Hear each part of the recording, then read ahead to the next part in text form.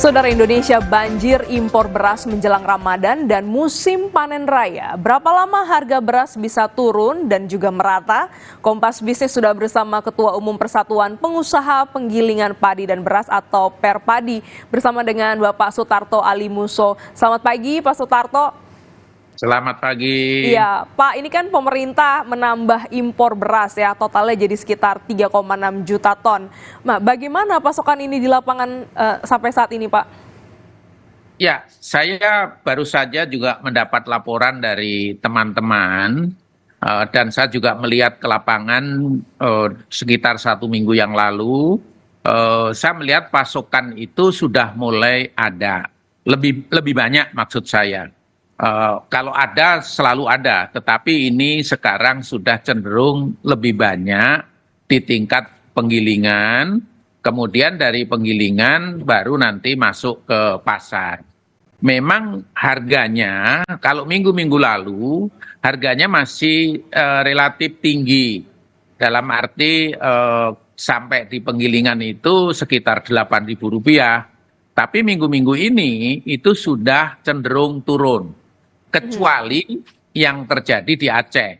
Di Aceh tidak pernah melampaui Rp7.000 gabah kering panen sampai ke tingkat penggilingan. Nah, ini semua pasti ada hubungannya dengan pasti upaya pemerintah, ini juga ada dampaknya. Kalau barangkali kalau pemerintah tidak menggelontorkan beras-beras yang diimpor dan sebagainya, itu saya pikir harga pasti akan lebih tinggi lagi. Karena apa? Karena memang pasokan yang menurun tadi, pasokan menurun sehingga itulah yang menyebabkan harga naik. Iya. Itu. Pak, ini kan juga impor dilakukan jelang panen raya begitu ya. Seberapa besar harga gabah atau beras petani lokal akan terpukul terkait kebijakan ini? Ya, saya pikir saya sependapat sih dengan Kepala Badan Pangan mengatakan impor ini selalu dikatakan harus terukur. Jadi terukur itu tentunya satu, jumlahnya harus sesuai dengan kebutuhan, tidak boleh berlebih. Yang kedua, waktunya harus tepat. Kapan saat beras impor ini datang dan masuk. Kemudian yang ketiga, setelah barangnya masuk, itu kapan disalurkannya ke masyarakat. Ini semua akan menentukan harga di lapangan. Ditambah satu lagi, bagaimana cara menyalurkan beras-beras impor ini ke lapangan. Jadi ini pasti akan berpengaruh terhadap harga di lapangan. Misalnya, ya kalau pada waktu kita pas mulai panen besar, panen raya, seyogianya kita berhenti dulu impornya, kan begitu. Nah, kemudian jumlahnya tentunya ya tidak usah berlebihan. Kalau berlebihan itu nanti akhirnya pemerintah sibuk dengan mengurus beras impornya tetapi lupa bahwa pemerintah harus membeli gabah atau beras yang dihasilkan oleh petani supaya petani tetap bergairah memperoleh harga yang wajar dan dia harus supaya tetap berproduksi. Ini sangat penting. Nanti kalau tidak, mereka tidak mau berproduksi lagi. Dan satu catatan, ada beberapa atas kunjungan lapangan saya, di lapangan itu juga ada petani yang enggan bertanam. Kenapa enggan bertanam? Waktu itu kan HPP-nya kan sangat rendah, hanya Rp5.000. Mereka mengatakan sewa lahannya sudah mahal, ongkos tenaga kerja mahal, pupuk mahal, pestisida mahal, kemudian pasarnya tidak menggairahkan, ada yang mereka tinggalkan saja. Ini saya melihat kasus-kasus di beberapa sentra produksi beras pun ada yang dibiarkan lahannya seperti itu. Nah, ini yang harus menjadi perhatian kita ke depan. Ya, Pak, mungkin nggak sih Pak, ini kan harganya semua sudah serba mahal ya. Tadi Bapak singgung bagaimana biaya ongkos produksinya sudah mahal. Mungkin nggak sih harga beras ini turun sesuai dengan HET yang ditetapkan oleh Kementerian Perdagangan, dan juga berapa lama nanti harga ini di masyarakat bisa turun dengan kebijakan banjir impor ini, Pak? Kalau dipaksakan mungkin bisa. Dipaksakan itu mungkin ya sudah banjiri terus saja dengan beras impor, kemudian pasti yang dalam negeri akan tambah lesu, akhirnya harganya pasti akan seolah-olah kembali kepada harga yang lama. Tapi apakah kita ingin kembali ke harga yang lama dengan kondisi seperti sekarang? Misalnya kan tadi itu saya katakan sewa lahan yang luar biasa mahalnya. Untuk lahan-lahan produktif ya. Kemudian yang kedua ternyata pupuk pun tidak mudah didapat. Ya, kita sekarang ada pemerintah mengatakan subsidi pupuk akan ditambah dan sebagainya. Alhamdulillah. Cari benih pun tidak mudah. Serangan hama penyakit di lapangan banyak. Pendampingan petugas lapangan pun ada kecenderungan kurang karena petugasnya yang sudah banyak yang pensiun. Nah, kemudian pasarnya ini juga, pengaturan pasar ini juga tidak terlalu mudah. Selama kita masih produksi kita itu antara bulan-bulan tertentu itu masih minus, kemudian bulan-bulan tertentu surplus, dan bahkan kalau saya melihat surplus bulan Maret tahun ini tidak terlalu menggembirakan bila dibanding dengan tahun yang lalu.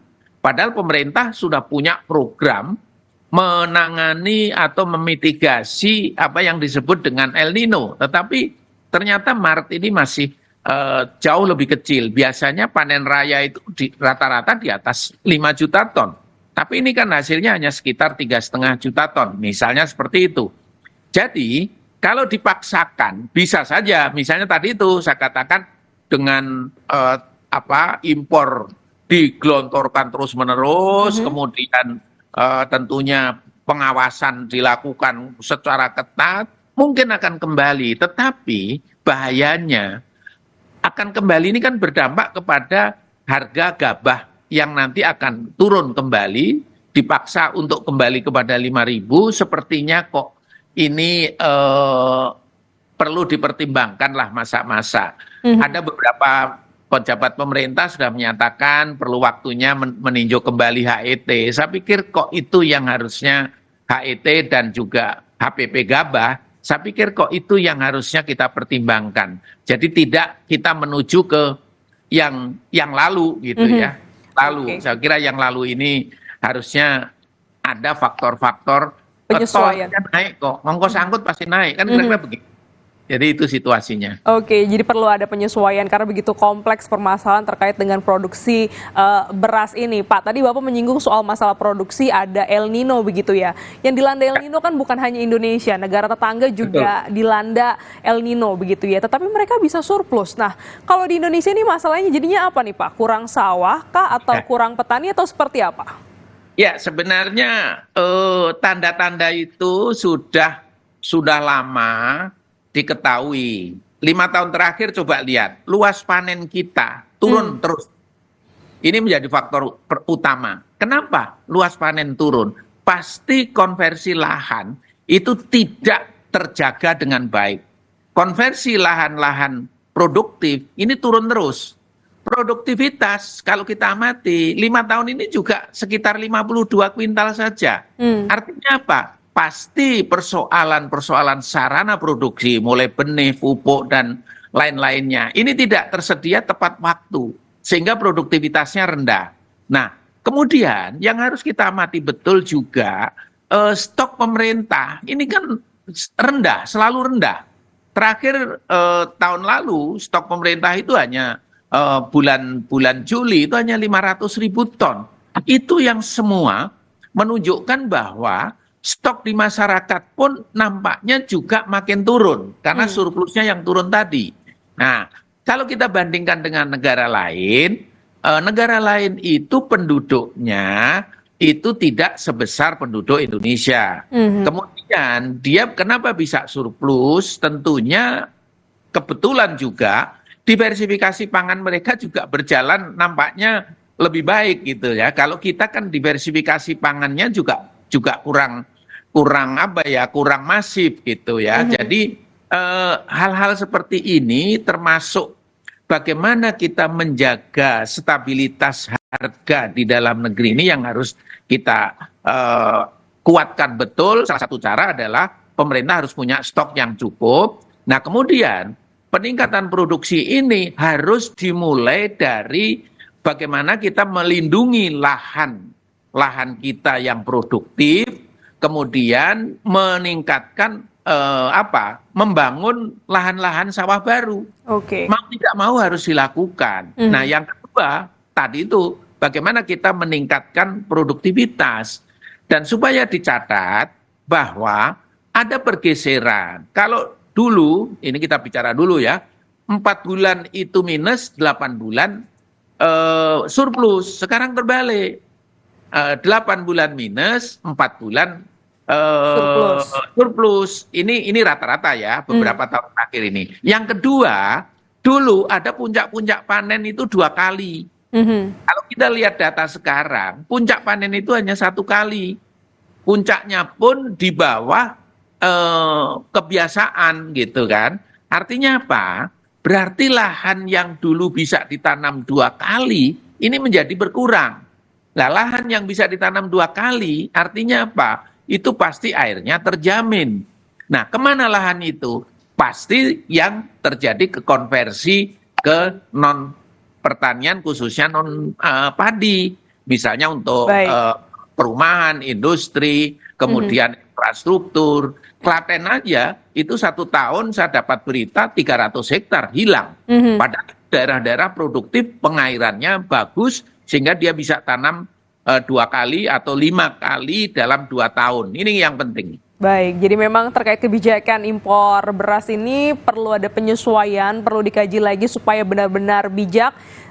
Kebutuhan stok ini aman dan juga petani yang bekerja keras untuk bisa memanen di panen raya ini juga tidak terdampak kerugian ya Pak terkait dengan impor beras ini. Terima kasih Ketua Umum Perpadi Sutarto Alimuso telah bergabung di Kompas Bisnis pada pagi hari ini. Sehat selalu Bapak. Amin. Terima kasih. Selamat pagi.